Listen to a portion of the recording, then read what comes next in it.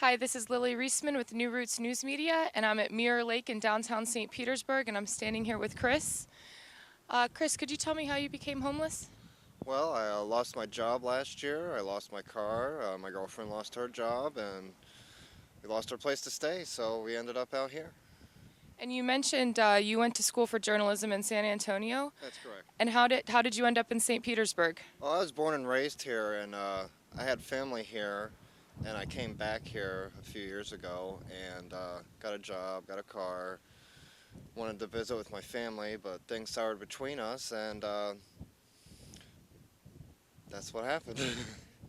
And what sort of support do you feel you get from the community? Oh, well, there's some good support here. A lot of us try to look out for each other, but there's a lot of us that try to do each other in too. A lot of us aren't that crazy about the new mayor and some of the policies that he's going to set, and we're just trying to figure out what's going to happen to us with this new administration.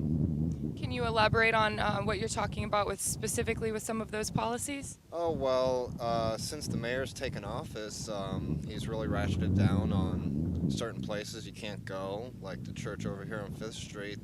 They really started to enforce the no trespassing laws there, so you can't even get out of the rain now while you're out here on the street. And they've just been patrolling more, looking for any reason to get us at all, really. And are there any services or shelters you tend to frequent for meals or sleep?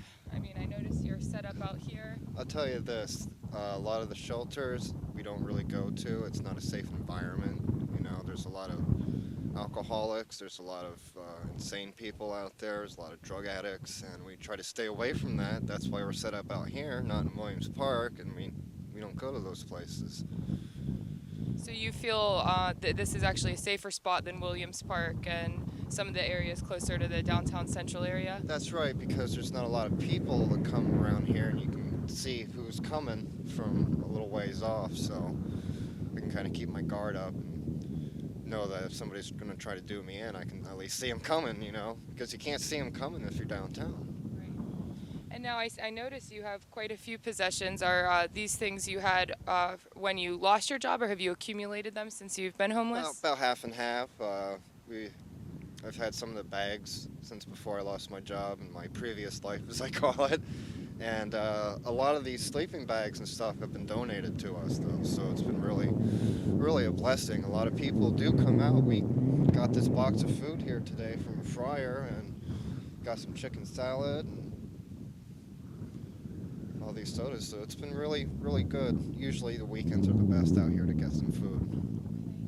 And what are your goals for yourself? I assume you hope to get off the streets. Are you looking for jobs? Where do Oh you yeah, see well, yourself? there's no jobs to be had here, so we're going to be leaving down here shortly and looking for greener pastures somewhere else. And that's all I can say.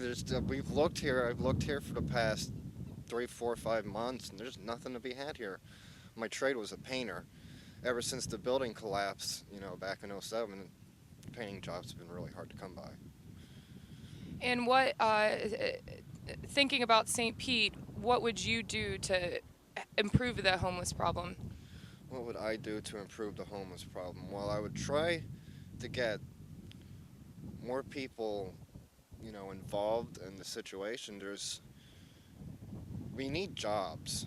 I mean, that's the bottom line. We need jobs. A lot of people would go to work if they had a decent job and a place to stay.